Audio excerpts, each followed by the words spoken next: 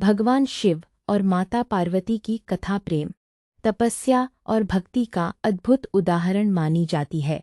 माता पार्वती ने हिमालय राज और माता मैना के घर जन्म लिया था। बचपन से ही उनका मन भगवान शिव की भक्ति में लगा रहता था। वे भगवान शिव को अपने पति के रूप में प्राप्त करना चाहती थीं। भगवान शिव उस समय गहन तपस्या में लीन रहते थे और संसार से दूर कैलाश पर्वत पर निवास करते थे। माता पार्वती ने उन्हें पाने के लिए कठोर तप किया।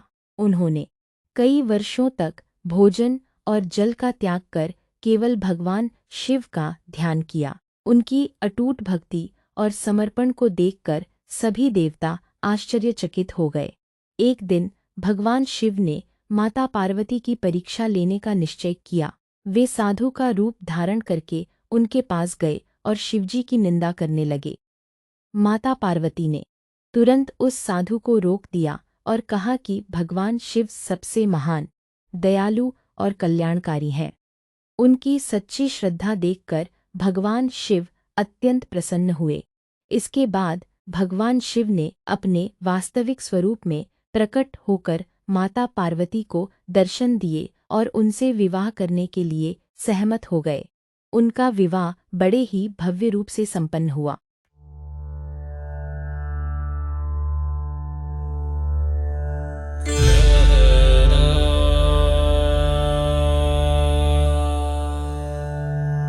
नागेन्द्रहाराय त्रिलोचनाय भस्मांगरागाय महेश्वराय नित्याय शुद्धाय दिगंबराय तस्मै नकाराय नमः शिवाय।